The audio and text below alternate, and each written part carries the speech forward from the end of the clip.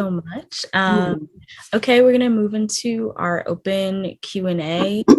Anybody has any questions, feel free to unmute yourself. If you have your camera off when you ask a question, if possible, you can turn your camera on for us and give us a quick Howard intro. Yeah, anybody have any questions at the moment? Yes. Hi, my name is Jasmine Harrell. I'm a first year transfer, music business major, classical voice minor from Rancho Cucamonga. All And right. um, Rancho Cucamonga, it's like a funny name, but yeah. I know where it is. I know exactly where it is. And my question was earlier you had mentioned that it was essential to like kind of be true to yourself while you're trying to make it in this industry. And I was just wondering, was there ever a time in your career that like someone challenged your morals or maybe your beliefs, and how did you handle that challenge? Hmm. Um, well, it's funny. When I was living in LA, um, I found out that there was definitely um, there's a thing called the casting couch that actually really does exist. Um, and not that it's, hugely prevalent as far as I learned, but it does exist, and you can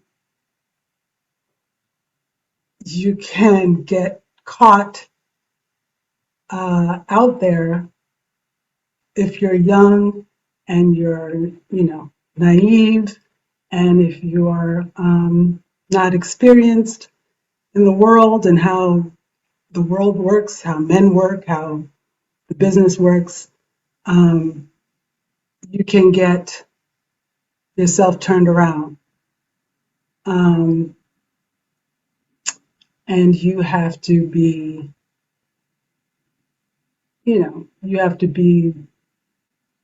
ready for uh, all kinds of people coming at you with ideas that you're not really interested in. Um, so yeah, that exists. I remember when I was in school, and some of my older sisters, my upperclassmen um, would say, watch out for the casting couch, or what are you going to do about it? And I was just like, oh my God, that sounds so old fashioned. That sounds like some black and white movie stuff, casting couch. But no, it's real. It's just, and it's it can be so subtle that you don't even know it's happening, you know. Um,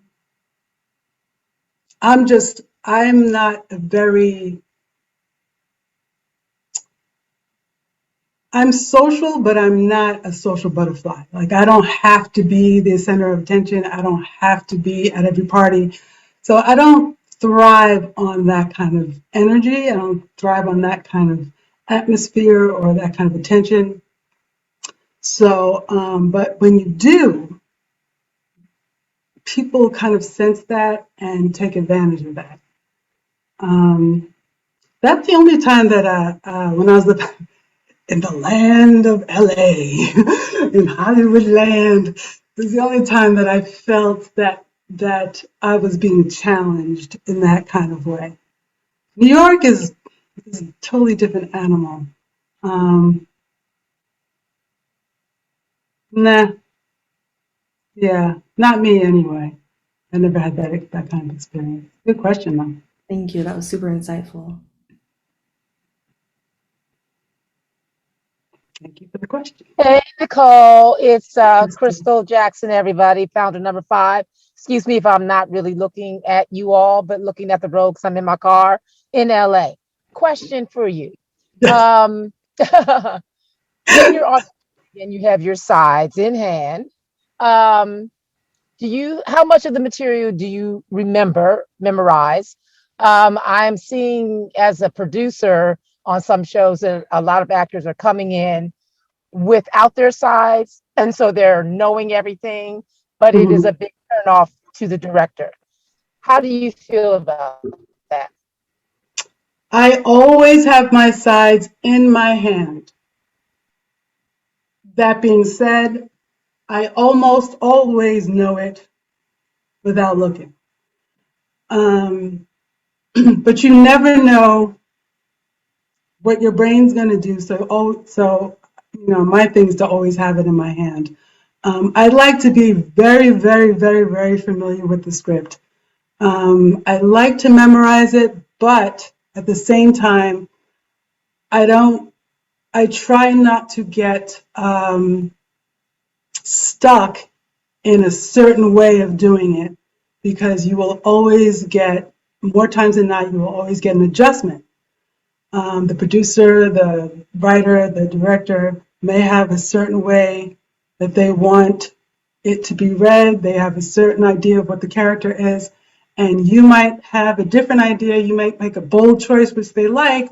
They say, "Okay, let's see if you could do it this way." And if you have everything memorized, what you're going to do down to the last, you know, the way you say a certain word, down to your breath, you can't be that stoic. You have to be flexible. You have to be ready you have to be ready and open to take direction. So, yeah, I memorize the script, memorize the sides. I have it in my hand. Um, Once you get a direction, sometimes you think of it a different way, and then all of a sudden it's not totally memorized anymore. All of a sudden you might forget what the lines are. So it's always good to have the line. Don't ever, I never suggest to put the sides down. I mean, unless you just have a photographic memory, don't put the sides down. Um, Also, they might say, can you take it from halfway down the page? Can you take it from a certain line? And you're used to starting at the top. You're like, what? Oh, okay. So yeah, it's not a good idea to put the sides down. Not for me anyway. Good question. Thank you, my darling. Thank you. Okay, do we have any other questions? I have a question. Yes, I have another one. Sorry, Oh, go ahead. Go, no, go. that's all you. Me? Yes. Oh, Nicole, can you talk about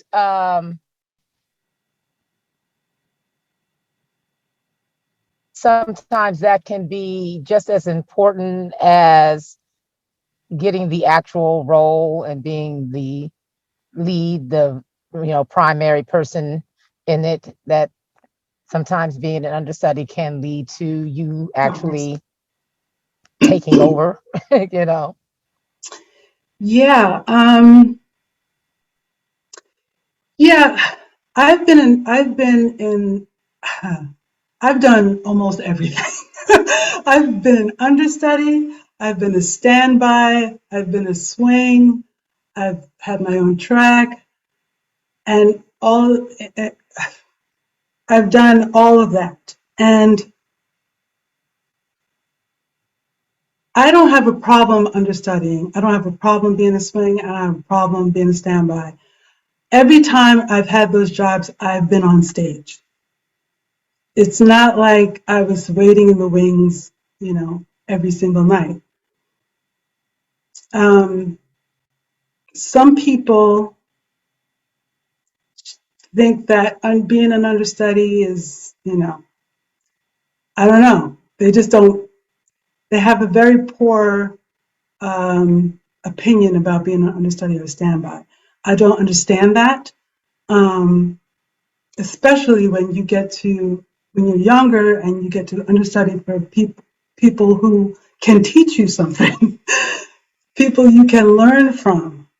Um, and then when you go on, because you will, uh, all eyes are on you for the good and the bad. All eyes are on you. You need to be ready. And when you are ready, the world is like at your feet. I mean, that you really do get the accolades that you deserve when you go on and you do a good job. Everyone's like, oh my God. First of all, I didn't know you could do that because they never really get to see you. Second of all, you're doing something just a little bit different because it's you and not her. Uh, and it keeps people on their toes. And all of a sudden, the show has a different kind of energy. And everybody's like, oh, it's Nicole. Oh, it's Jasmine. Oh, okay, let me not be on autopilot. Let me, make sure I'm okay. And that's what happens. That's exactly what happens. When I did do Bloody Mary, um, the only thing I asked the stage manager was to not allow the rest of the company who were not on stage to crowd in the wings and watch because I would see them and it would make me crazy. And I was too nervous for them to be in the wings. And he said, okay, I won't let them do that. But I was working with Michael Nouri, who's a really wonderful, beautiful man actor, who was playing the lead in the show. And he was an experienced actor, television, film, and theater, and he was just like, oh, you just brought something different. You just brought a new energy to the show. And it was like such a nice compliment because I just wanted to get through it. I just wanted to not crash. And yeah, so being an understudy, being a standby, I don't know if you guys know the difference. If you don't, quickly, an understudy is usually in musicals, they're usually in the show, is at the ensemble, and they go on for the principal when the principal can't go on. In plays, it can be the same, but they can also be offstage, an offstage understudy. A standby is someone who only does that one track, that one role, and they are offstage. They are not in the show until that person is out, and then they go on. I was also a swing. I was a swing at Hairspray on Broadway for a long time, and a swing is someone who is off stage and they have multiple tracks that they have to know. And they go on, and I went on a lot for all kinds of roles, roles that I wasn't supposed to go on for. Guys, white people, it was crazy. Yeah, so that's a swing. They go on for a bunch of different people. But I actually was very afraid to be a swing because it was my first New York Broadway show, and I just was afraid of the responsibility. It was a lot of responsibility, all in a short period of time. I had 9 rehearsals, and then I had to go on. Um, and so uh, I remember going to Broadway shows when I was younger, and I would look through the playbill and I would see who the understudies were and who the swings were, and go, my God, that person must be so nervous. Oh my God, that person is like, oh, I would never want to do that. I would never want to do that. And of course, my first Broadway show, I'm a swing. But yeah, they really are the heroes of the show. Swings and understudies are the heroes of Broadway. Thank you for that question. Carrie, did you have a Yeah. question? How did you pack all that life into one little person? I mean, you've got a lot of experience, and this is something I think most of us struggle who have a little bit under our belt. Is how do you put that into a nice, neat package?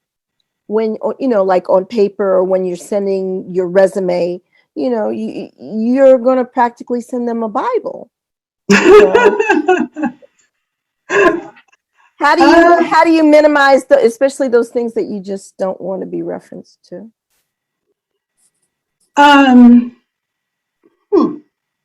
Well, that's an interesting question. I There are certain things that I leave off of my resume.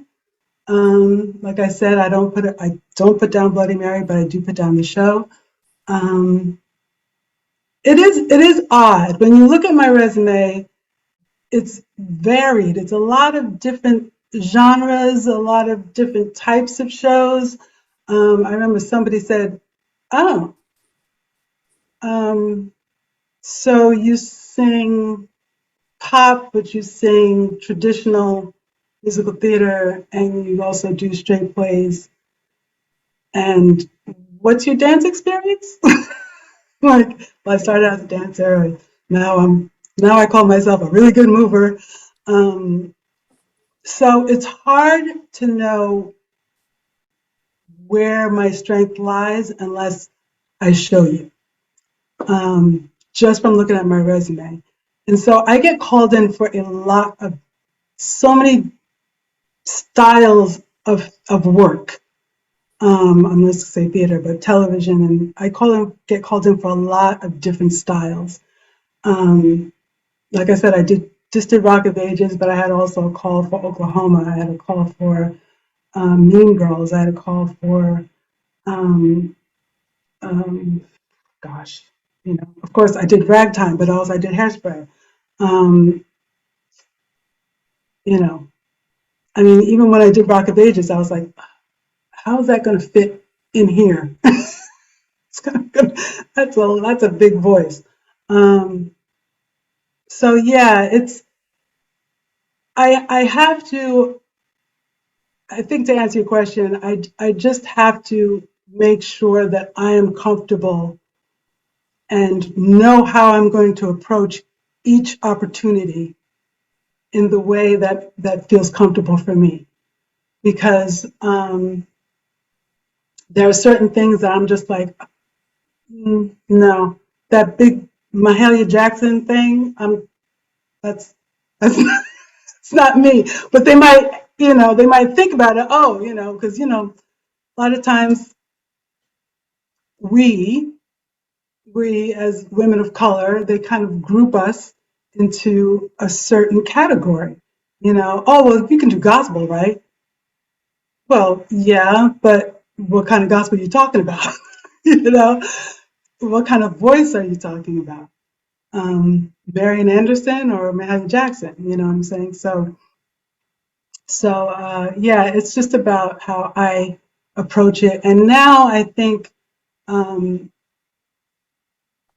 more people in the industry, and at least in New York, know who I am and what I can do. So I find that the past few years, especially, I'm getting called for things that are definitely right for me.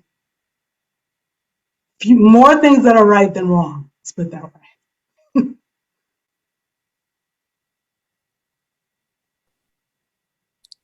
What's your uncharted territory? What do you want to go to next? Take a bite out of. I'm actually writing right now. But that's totally uncharted for me.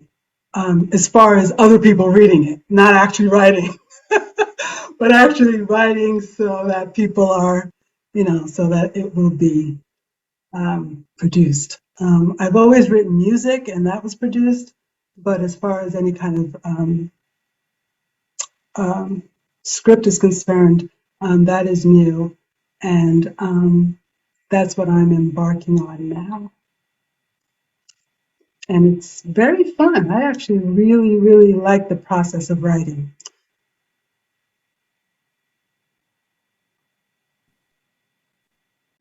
Okay. Thank you Hi, for Bev. those. Yes, we have a little bit of a surprise guest, Miss Beverly Jenkins. She is a stage manager and my mother, and the second stage manager to ever have a Tony, a special Tony, and Ovid? Ovid, period. So, yes, uh, in terms of booking, we're just going to dive right in because she has to leave soon. A question I have is from that side of the table, the production side of the table, what do you think is looked at most? Is it like, does the resume pull the most weight? Is it when they come into the room? Like, what do you think that is? Being on the other side of the table sometimes. Hi, everybody. I've been being on the other side of the table sometimes, because sometimes I'm not there and it really pisses me off. But we'll talk about that later. um, what pulls you into the room is what the need is for the company, especially if you're replacing or if they're putting together a show and they have a certain vibe that they need. That will, you know, everything being the same, that will pull attention. We on my show that I do, Hadestown, we just hired 4 new people. Each person is different, but each person fills a need that we have. We had a young Black woman leave, and we replaced her with an Asian woman. Because that was the person who completed what we were looking for. That was the person who could sing that understudy part, as you know, Sister Nikki was talking about. We needed an understudy for a certain part. So that was what put that person above the other person. Was that person the best mover? Nope, she moved great. She moves fine. But did she sing the hell out of that song and act the hell out of that? And that's what we really needed more than anything else? Yes. So it really varies. Sometimes it's who you're paired up with. You know, if you're playing a love interest or a parent or something like that, they have to put you together to see how the vibe is. They have to put you together to see if the audience will buy it. You know, they have to put you together to see if they can actually see their words being spoken by these 2 people to each other. So there's so many things that go into it. I can't say it's one thing over the other.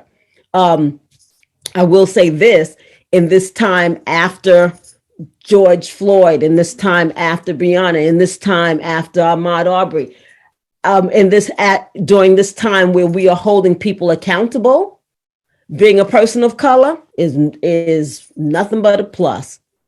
They're not just looking, they know that we are now holding the people who hire, to task. We know that if you hire, let's just say that you hire Desiree and then you hire Malcolm, that's not going to fly, because we can see tokenism written all over the face. And you can't tell me that 29 white people, period, and these 2 Black people were the only ones you could find. Bullshit. Because we're calling people on stuff now. So, okay, I don't went off on a tangent, but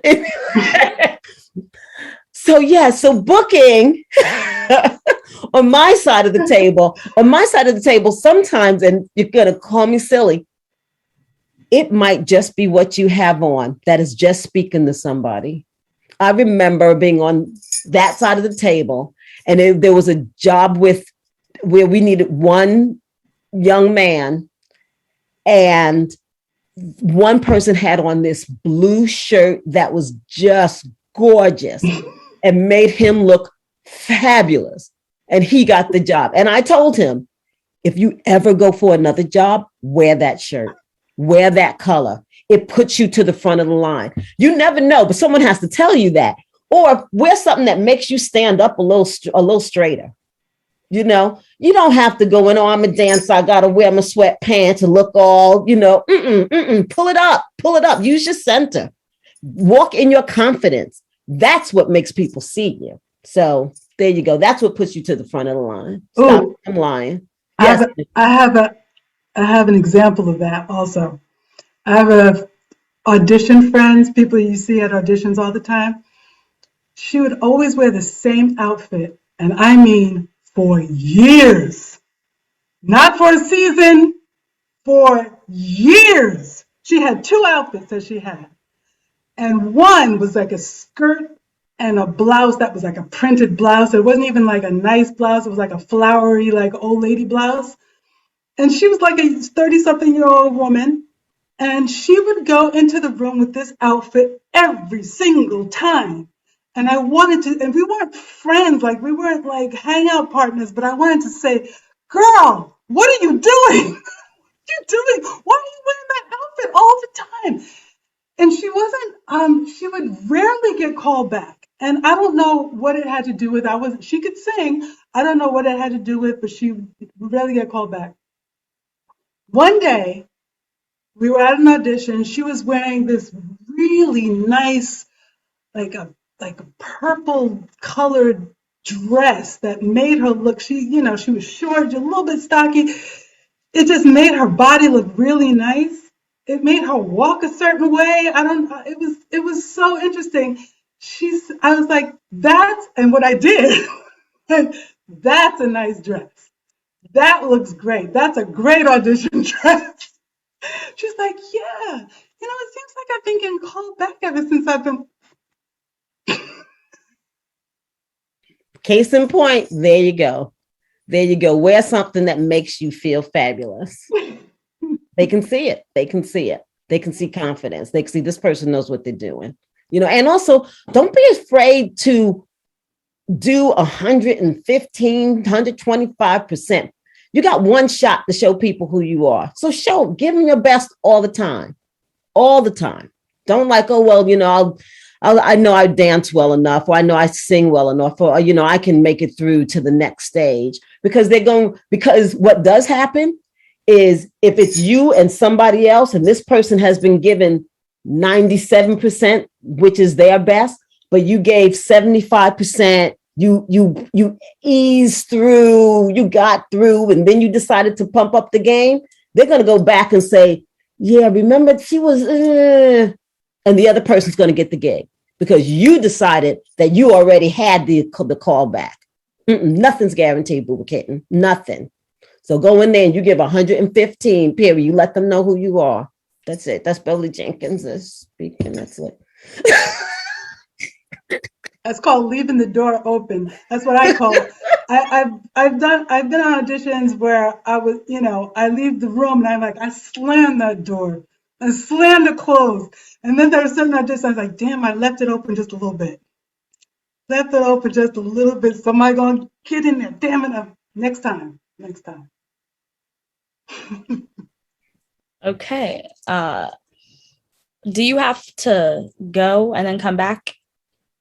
I have like 2 minutes. I was in another meeting. I left them because I wanted to definitely come in here. And then I have to go back there for 10 minutes and then I'm done with them and I can come back. Okay. So, Carrie? Okay, I heard the phrase that someone should date their moment. In other words, you got one shot, that's it. You get out there and don't second guess it, give it your best, walk away. You had already said that. What about when people are, while they are waiting, their behavior? I've noticed that, since I'm working in film. The audition starts the second you walk on the block of where the building is that you're auditioning, because you don't know who is outside. You outside smoking your cigarette, talking crap. You just saw the casting director. You just saw the associate director. You just saw the choreographer. As the second you walk on that block, you pull it up. You pull it up. That's where the audition starts. In the elevator, pull it up. All the time. You never know who you're going to see. And you also never know who's looking. You might be going to one audition and then you go to another, then you got to call for another one. It's the person you were in the elevator with talking smack about whatever. And you weren't pulled up. You weren't on your game. You should always be on your game. It's a small business we're in. I know there's 1,000,005 of us, But it's a small business when you really get down to it. So is that the answer to your question? Was that the question you were asking? Okay. That's Just where I was trying to go. That's my answer. It's like I always say to, my child can attest. I'm like, there's no wearing the pajamas to the grocery store. You got to be pulled. No, there's none of that. Put your hair on, put a lip on. No, make sure your mask is clean. You don't know who's looking.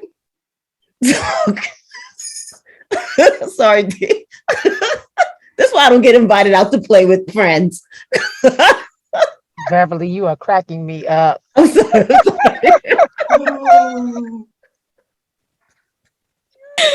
Okay. Funny, Mur.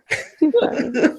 Yes, she does not let me out of the house unless it was specifically pajama day at school. I was not wearing pajamas anywhere, even to a sleepover. Change at the house. Anyway, so do you have to go and come back now? I do. I'll be back. I shall return. All right, sisters. See you soon. All right. Any other questions for Nicole at the moment? Yes, no, maybe so. Yes, Carrie. How do you wait for the callback? How do you wait once you've done it? How do you wait calmly? How do you wait calmly while you're waiting to hear if you got it? Yes, indeed. Yeah, I'm not good at that. Tell the truth. No, I for real. The best way for me to stop thinking about it is think about something, is work on something else. If I have sometimes, for me, in my experience, I can go, a couple weeks with nothing going down, and all of a sudden I got 5 auditions back to back. So once I'm done with one, I'm concentrating on another. That's the best way for me to not think about what I just did. If I have one that's singular and it's out there and I have to wait a couple of days, it's hard. It's hard to not like obsess over what you did. But like I said, it took me a while to like not feel like all the weight of the world is on that one audition, because it really isn't. It really isn't that deep. As long as I did a good job. The only thing that makes me feel bad is if I did not do what I planned to do. If I go in the room and I did something other than what I had planned, that's not good.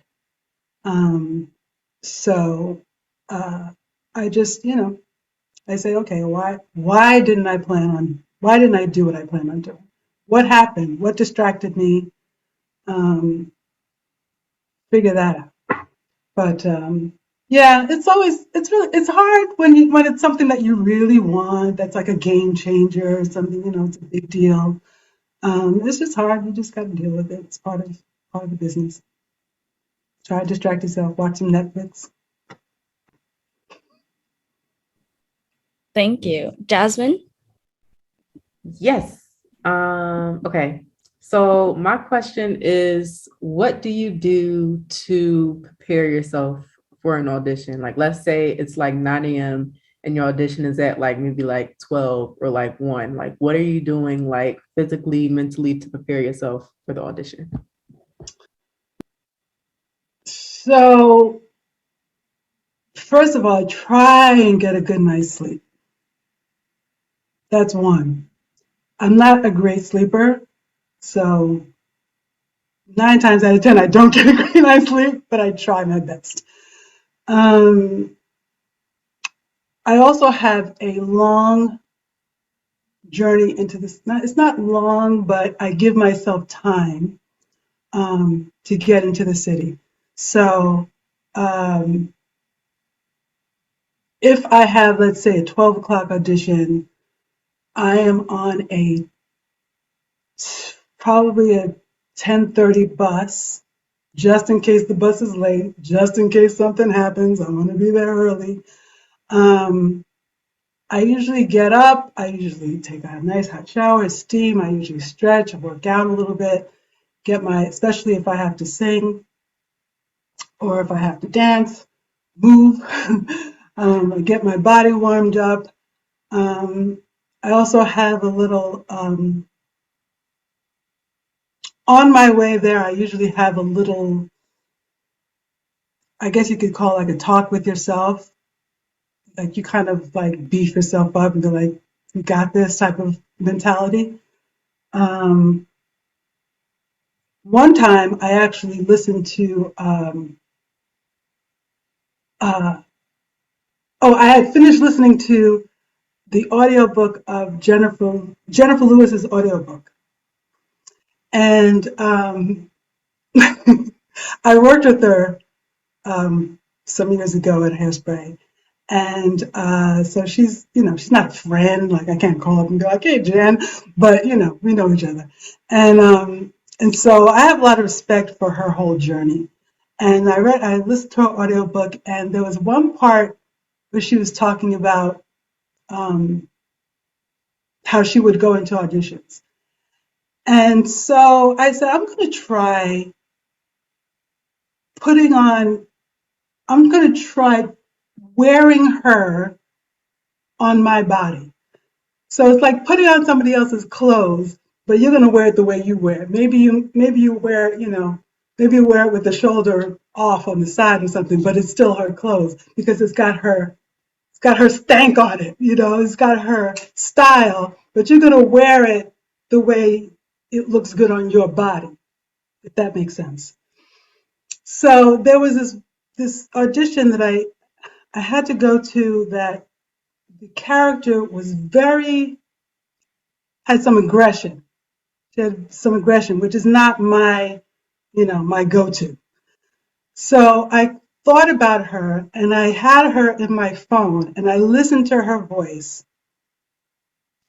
talking about how she was fearless. And I was like, okay, I'm going to put on some Jennifer Lewis.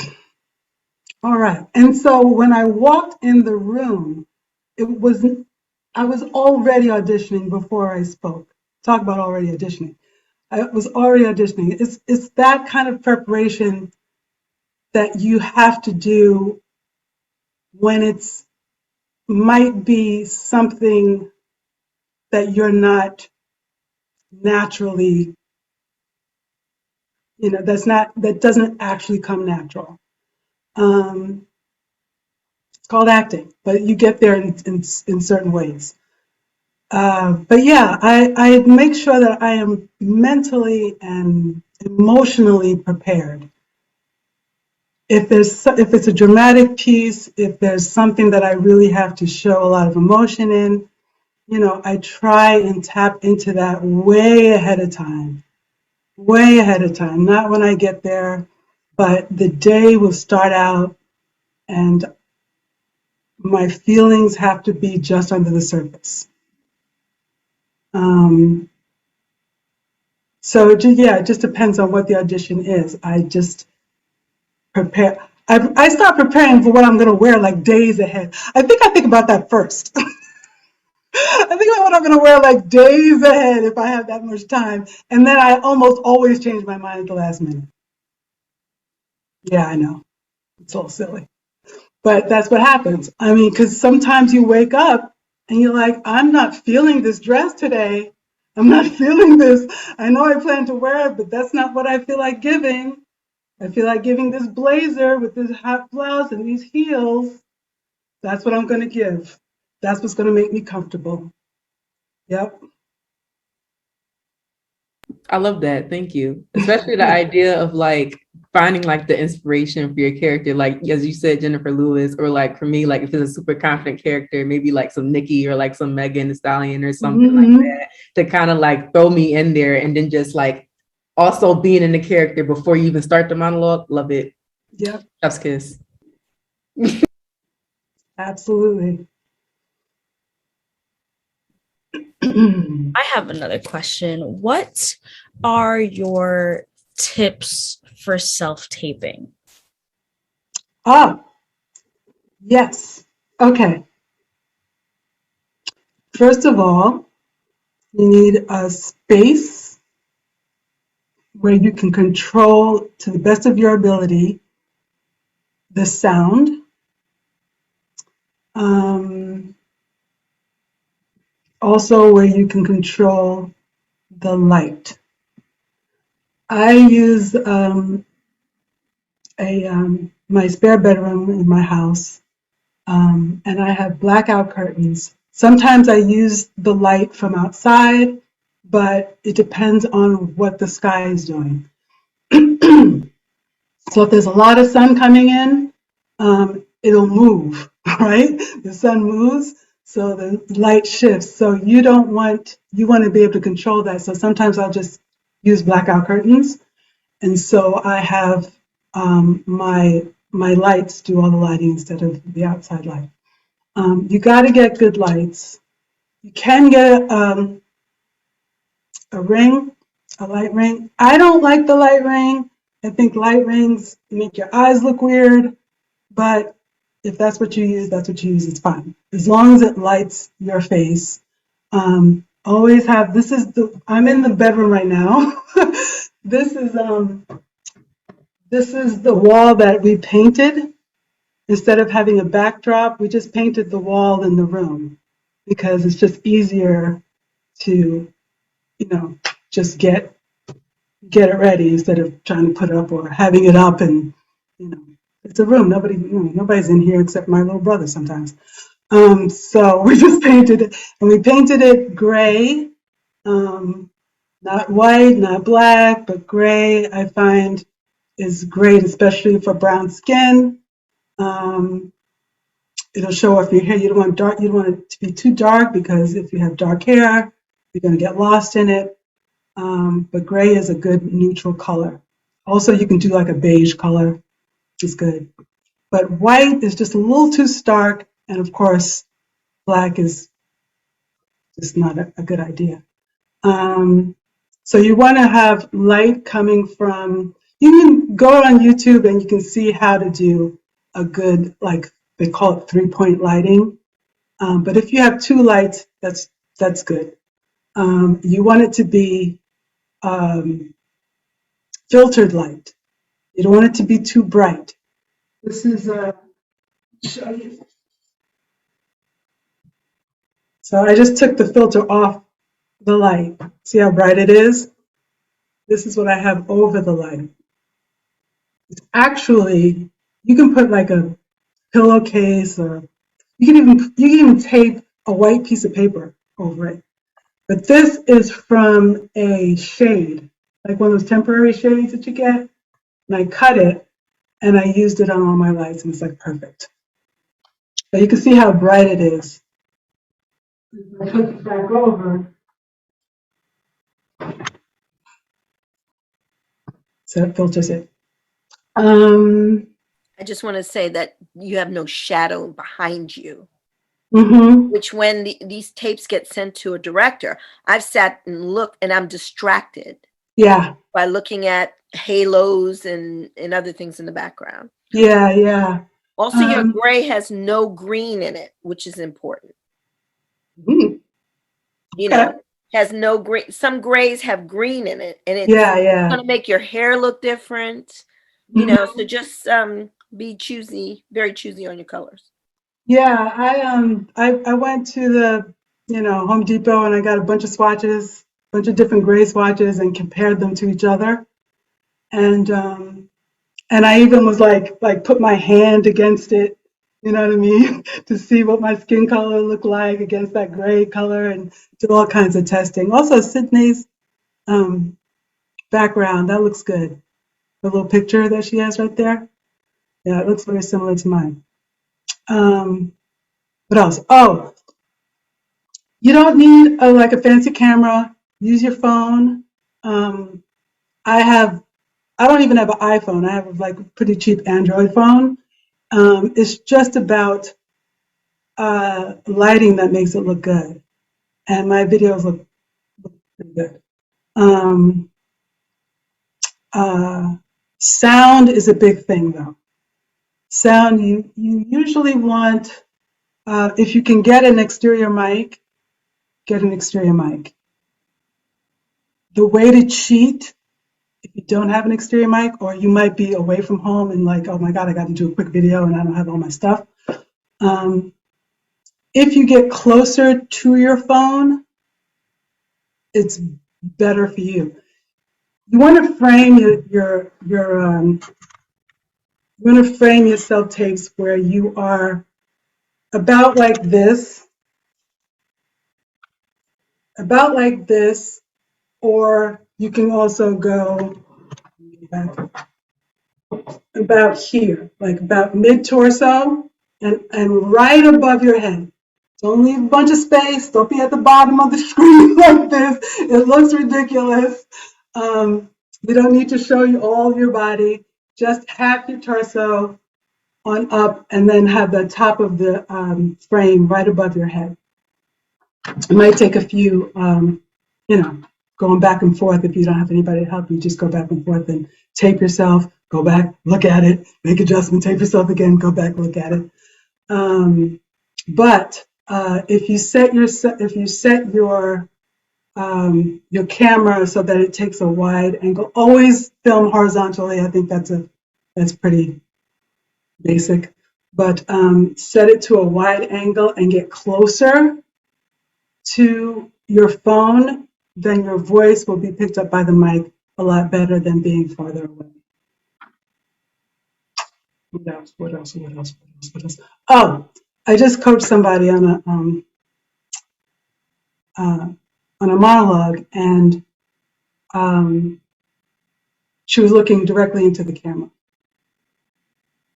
Don't look directly into the camera unless you're told to, unless you're directly, specifically told to. Look just right or just left of the camera when you're speaking to your imaginary person. And it's such a subtle thing. So if you're doing this, that's too far, right? Because they're not seeing all your face. But if you're doing this, then they can see your face, they can see your eyes, but you're not looking, right in their face. It makes people uncomfortable. Unless they tell you, then you can do it. It's the same thing when you go in the room. They tell you, look above their heads. If they're sitting down, look above their heads. Don't speak directly to them, especially if you're like using profanity. It's not a good idea to be doing a monologue and be like, yo, fuck you, it's like, no, stop, reverse, do it again, don't look at me. Unless they tell you to. What else? Oh, don't make it too long. If you're doing your own material, just get in and out. Don't do a monologue more than 2 minutes. Do 32 bars of the song. They usually give you limitations. Stay within those limitations. Don't go beyond. If at all possible, don't go beyond. Yeah, can't think of anything else. Could I just say, for those people who have to do a voiceover or something where sound, it has to be so important, please go in your closets and bring your pillows with you. Oh, yeah. Yeah, that's a whole different thing. I had to go in the closet. If you don't have it, go in the closet. That's another thing. If you go into a room, just even for regular self-tapes, go into a room that doesn't have a whole lot of echo. If it has a carpet, that's good. It's better than a floor, especially a tile floor. If you have drapes, you have a bed in the room, if you have like comforters around, all that stuff that absorbs sound and it makes it dead instead of echoey. That's what you want. You don't want it to be echoey, you want it to be dead. So it's better to go into a bedroom with all kinds of soft, plushy material, or a closet, as far as just the sound is concerned.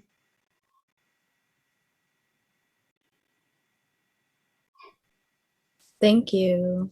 Nothing. Any other questions? I'm not sure when she will be popping back up because we're almost done. Oh, I was gonna ask a quick question. So I was just the kind of cliche question of how do you like from the beginning of your career until now, how do you balance your career with your outside life, hanging out with friends and family and all of that? Well, it's not hard. Well, it is hard when it comes to like planning ahead of time. I think that's the biggest thing for me. I'll have my cousins be like, "Oh, we're gonna have a family reunion in, this summer in July. You gonna come?" And I'm like, "Maybe." I'd like to, but summertime I'm usually working. But so a lot of things I can't plan way in advance to be somewhere, you know. Lately, the last 2 years, of course, we've all been Zooming, so it's been real easy to connect to people. And so whenever I have time and I know I'm going to be off, um, I go ahead and maybe make a really quick trip, or I contact somebody, or make plans with some friends, or I live with my husband, so I see him all the time. But yeah, it can be tricky. It can be tricky when you are when you're working. You're working every day. If it's like a Broadway contract, you need some downtime, and so your Mondays. Everybody wants to take your Mondays because that's your one day off. So you're not doing anything. That's right, I'm not. I'm sitting on my behind. So that's tricky. But then when you're not working, you're auditioning and you're getting ready and you're this and you're that and you're so busy. And people really don't understand that, you could be just as busy or more busy when you're not working than when you are, So it can take its toll, but you just gotta, people have to, first of all, they have to understand what you do so they don't take it personally. And that's hard, especially with family, because they don't understand. They don't. They know you're an actor, but they don't really get it. But I try and be, and make quick trips and visits, and of course, hang out with my girls and stuff like that. But it can be tricky. That's part of it. But you should always, have your people, your go-to people that keep you grounded, that give you support. Let go of the frenemies, the people who really don't have your best interest in heart. That's one thing that I think I've always been good at in my life, is deciphering who is who who are my people, who I want in my life and who I don't. I have no problem not being friends with somebody. Not a problem at all. I don't crave having a bunch of people in my life. People who are like-minded is what I need. Or people who are calling me on my shit. That's what I need. But people who have my best interests at heart, and I have theirs. I have their back. They have mine. That's really, and anybody who is like that in your life, they're going to understand what your plight is, how much you're invested in yourself and you're invested in them. My sister Pamela is one of the most giving, 42, of course, but one of the most giving and selfless people I know. She is hugely busy. hugely. She works all the time and very hard. And she is, she's needed and wanted everywhere. But she also stops and says, hey girl, what do you need? Or how can I help you? If somebody needs her, she is there. So whenever I feel like I am, oh, I'm busy, I can't do that, I think of Pamela. I think of Pamela Hobson, and I say, okay, give somebody some time. You can set aside some time and not be, all about you. So I have some examples in my life. Pamela, Floyd, divas. That's what diva girls are for. I love you too. Duh. Okay, I think we're gonna wrap up. Beverly, that's weird, is unable to sorry, that was weird. To join us again, but she sends her regards.